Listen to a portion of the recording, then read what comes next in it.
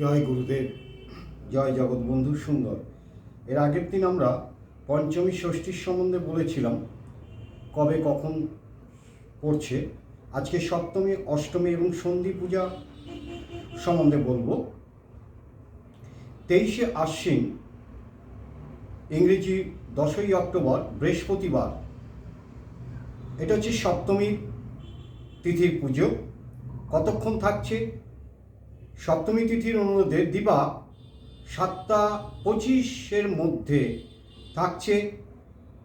এর মধ্যে শ্রী শ্রী শারদীয়া দুর্গা দেবীর নবপত্রিকা প্রবেশ, স্থাপন, এই সমস্ত কাজগুলো হবে।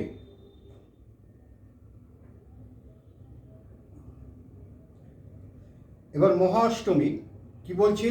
24শে আশ্বিন, 11ই অক্টোবর, শুক্রবার।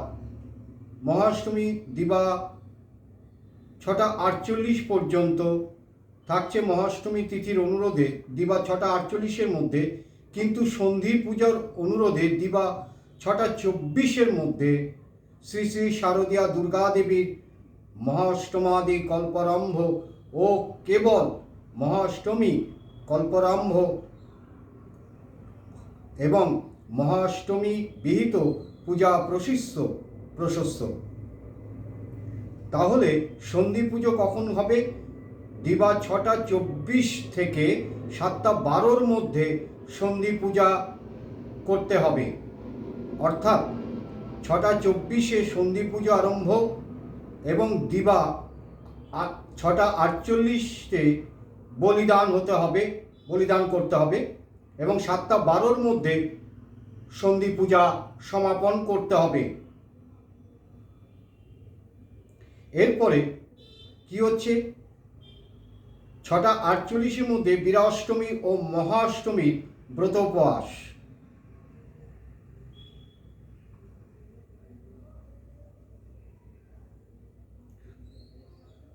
এই গেল, আমি সময়টা বলে দিলাম। সন্ধি পুজো বিশেষ করে মনে রাখবেন, আর সপ্তমী অষ্টমীর পুজো, এই দুটো মনে রাখবেন।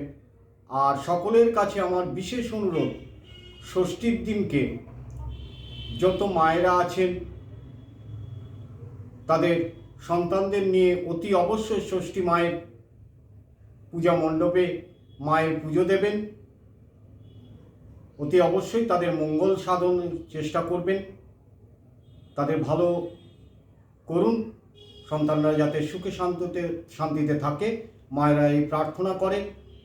আর মহাষ্টমীতে সপরিবারে সকলে, ছেলে মেয়ে, সমস্ত বাড়ির সমস্ত পরিবারকে নিয়ে মহাষ্টমীর দিনকে মাকে দর্শন করুন। কারণ মা সব পরিবারে এসেছেন সকলকে দেখতে, তাই আপনারাও যান, সব পরিবারে মাকে দর্শন করুন, মা খুশি হবেন। আপনারাও দেখুন, মায়ের সব পরিবার, শুধু মা আমাদের দেখতে এসেছেন, আর মাও দেখুন যে আমাকে দর্শন করতে এসছে সব পরিবারের সকলে, তাদের মঙ্গল হোক, তারা সুখে শান্তিতে থাকুন, এই বরদান প্রার্থী করে তারপরে আসুন সকলে মিলে কাছাকাছি কোনো মণ্ডপে সব পরিবারে দর্শন করুন। জয় জগৎবন্ধু সুন্দর, জয় গুরুদেব।